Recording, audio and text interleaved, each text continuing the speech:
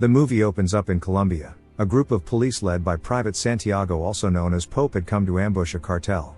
When they arrived, they tell the cartel members to surrender for they were outnumbered. But the cartel group sent a response by blowing up their vehicles. The police then engaged in a heavy gunfire. The shootout between the police and the cartel gang was so intense. Private Santiago then ordered one of his men to blow up the cartel building. As they got inside the building, they arrested everyone that was still alive. They got hold of the gang members and questioned them concerning their boss, Lorea. But they wouldn't give out any information. Unfortunately, one of their members snitched on them. He tells the police officer in charge that Lorea was out in the jungle, where he could store his money far away from the bank. After the police officer had gotten the information, he kills the cartel members. While arresting the people that were present in the house, a young girl escapes. Pope then chases after her. After a long chase through the streets, he lost track of her. He then calls the police officer in charge to tell him that the girl had escaped. Later on, Pope goes secretly to the girl's hideout. It was later revealed that the young girl, whose name was Giovanna, was actually Pope's informant. She tells Pope that her brother was arrested and she has to get him out. Pope tells her that there was nothing he could do. She then tells Pope that she knew the whereabouts of Lorea, because she was promoted to deliver his van full of money. She tells him that Lorea lived in a remote house in the jungle, and his house was a safe where he kept all his money. She also tells him that the police was also working for Lorea and they had been fooling Pope since. The movie switches to Ironhead, a military officer who was giving a motivational speech to rookies. After the speech, he meets up with his old buddy, Pope. Pope tells him about his plans of raiding Lorea. Ironhead agreed to accompany him only if he recruited Redfly and the rest of their friends.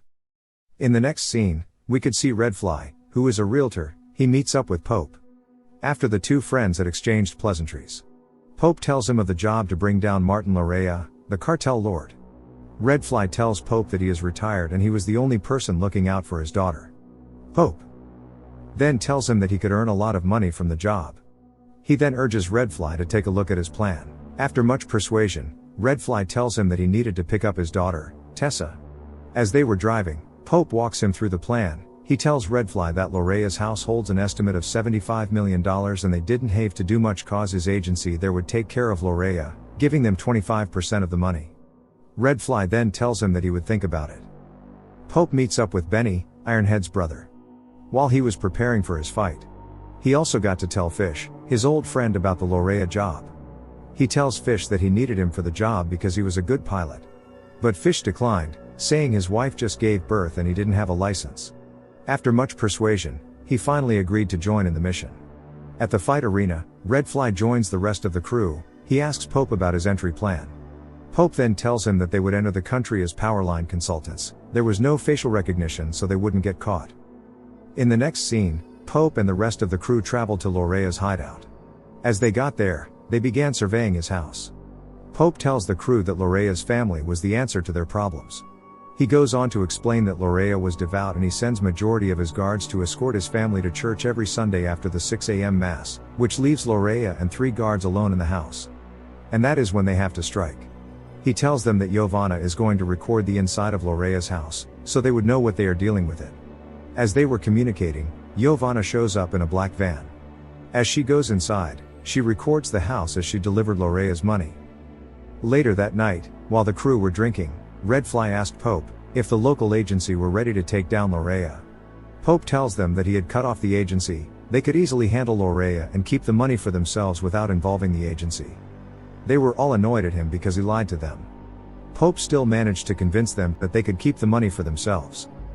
After they had all agreed to do the work alone, Redfly tells the crew that they had 40 minutes on Sunday morning to get the work done before the family returns back from church. He tells them that they needed another van to transport them. Pope goes over to meet Giovanna. He tells her that he needed her to bring a van into Lorea's compound on Sunday morning. She tells him that if they find out she was involved, she and her brother would be dead. Pope then promised her that he would get them out of the country with $2 million if she would get an extra van inside the compound. She then agrees. In the next scene, Pope tells the crew that Giovanna had agreed to bring an extra van and she even gave him the footage of Lorea's house.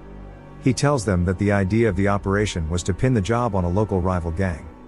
Redfly then reminds the crew that they can't go back to their normal life after the operation because what they are about to do is illegal and they do not have the flag on their shoulders. On the day of the operation, Giovanna fulfills her promise by bringing in an extra van. After the family had gone to church, the team infiltrates the house. They subdued all the guards they met on the way. But they couldn't find Lorea and the money. Pope then noticed that the money was hidden inside the walls of the house. Filled with excitement, the team packs up a lot of money and even found more than they expected. Because the money was all over the house. Redfly fixates on the money, telling the crew to load more up. They tell him there wasn't enough time and they had plenty to fill their pockets. He still insisted that they loaded up more money until they became angry and tell him that they had to leave immediately. Pope tells the crew that he needed a final sweep for Lorea. While searching for Lorea, Lorea ambushed the team and wounds Ironhead, before Pope goes over to kill Lorea.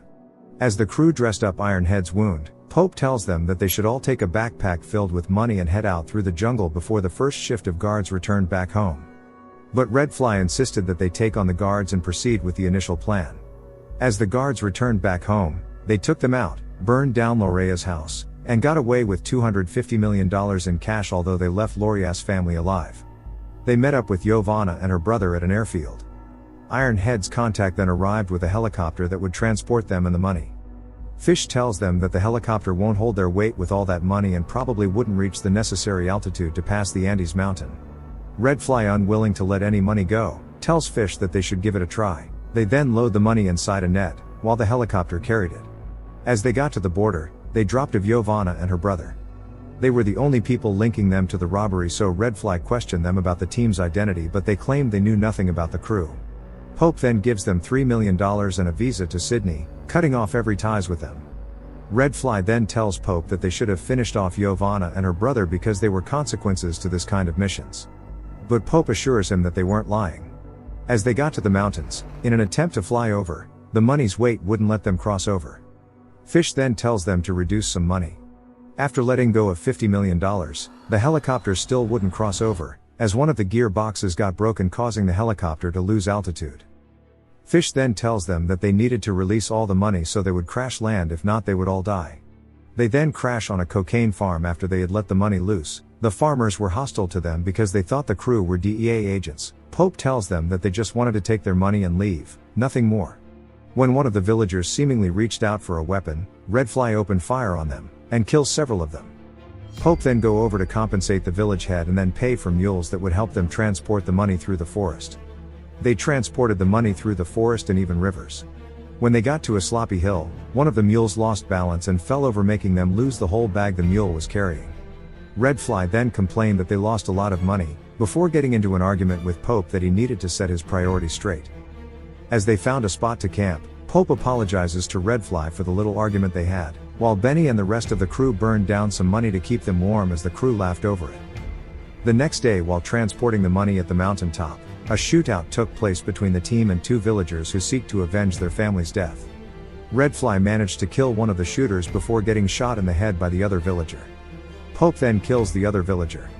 The crew were devastated as they lost Redfly, then they wrapped up his body as they proceeded to the ocean.